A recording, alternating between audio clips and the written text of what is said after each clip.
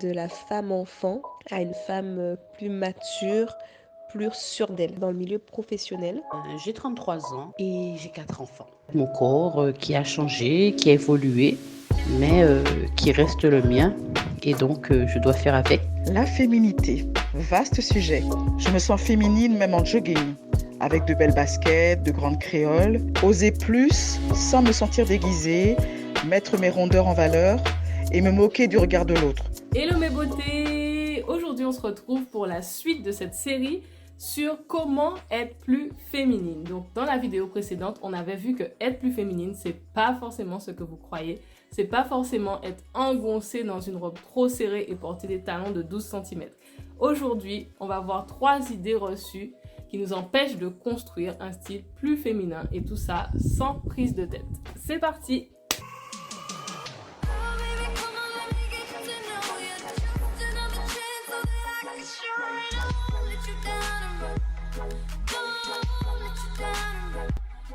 La première idée reçue quand on veut changer de style, c'est « je vais être ridicule, ça va pas m'aller du tout, je vais faire n'importe quoi ».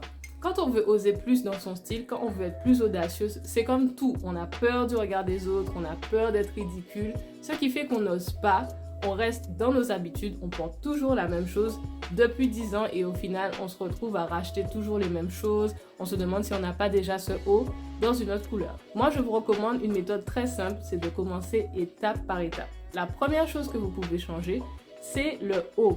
Finalement, porter notre traditionnel jean, c'est un peu comme une zone de confort. On sait faire, on sait choisir la coupe, on est bien dedans. Ça n'a rien d'exceptionnel. Et donc, changer le haut, commencer à intégrer des hauts beaucoup plus féminins, ça fait que vous commencez à changer de style, mais en douceur. La recette est simple. Vous prenez votre jean préféré, plus un haut très féminin. Ça peut être one shoulder avec de la dentelle, avec de la broderie, avec un nœud ou une belle matière, plus des accessoires.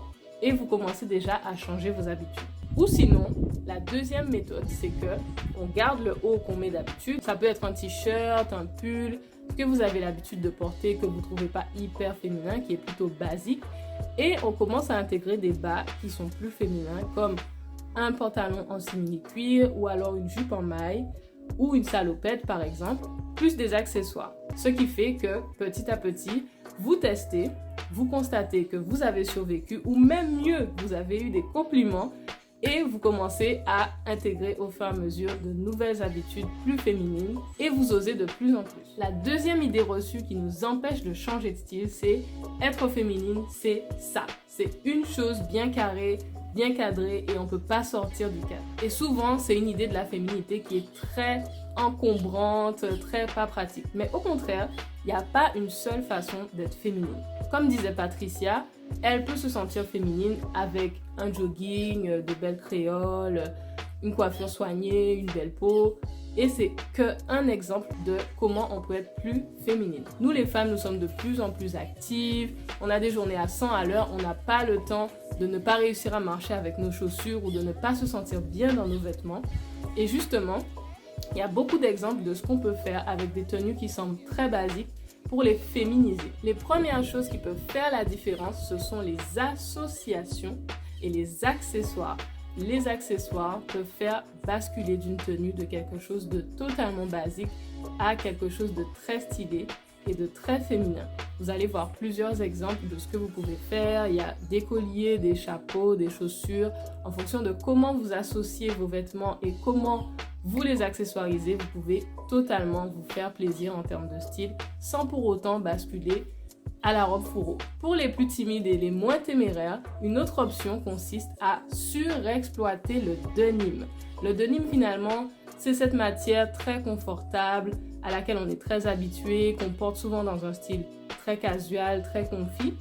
Et justement, il peut se décliner en plein d'autres choses. On n'est pas obligé de juste porter notre jean traditionnel. Il y a aussi l'option combinaison, l'option robe, l'option chemise denim ou même la jupe en denim. Et donc, ça fait que vous commencez à intégrer des formes qui sont plus féminines, mais qui restent quand même dans des matières confortables, qui sont très faciles à associer. Et comme ça, pas de prise de tête. Donc, c'était des exemples très simples de comment commencer à intégrer des pièces plus féminines tout en gardant votre confort. Et la dernière idée reçue qui nous empêche de changer de style, de bouger, de se faire plaisir, et celle-là, croyez-moi, elle est hyper tenace, c'est les beaux vêtements très féminins, très stylés, c'est pour les corps parfaits. Cette fameuse croyance qui fait que quand on voit un vêtement qui nous plaît, finalement c'est toujours le même process. On voit le vêtement et on soupire devant le mannequin ou devant la photo en se disant « Ah, c'est beau, mais moi ça m'ira jamais ».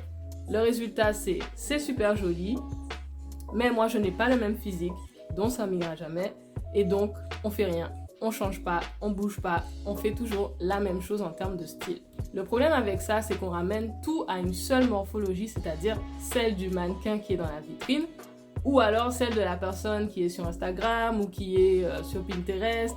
Et donc ça fait qu'on s'exclut d'office, on n'a pas le droit, on se censure, alors que finalement, la chose à faire, c'est de commencer à s'intéresser à qu'est-ce qui vous va à vous, qu'est-ce qui est fait pour vous sublimer vous, et pas forcément tout ramener à une seule morphologie. Une chose intéressante, c'est de commencer à regarder premièrement dans votre dressing ce qui vous va le mieux, les vêtements dans lesquels vous vous sentez le mieux, et aussi voir ce qui souligne vos atouts, ce qui épouse vos formes sans les serrer, ce dans quoi vous vous sentez le mieux.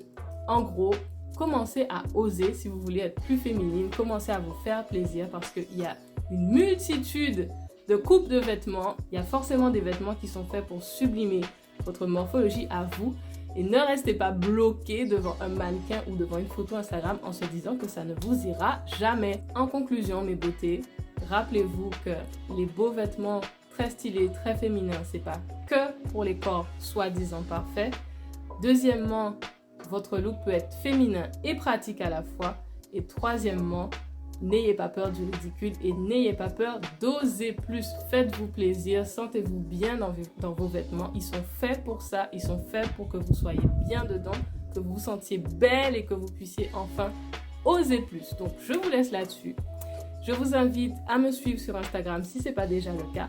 Et je vous donne rendez-vous très bientôt pour la suite de cette série sur comment être plus féminine. À bientôt mes beautés, bisous. Mouah.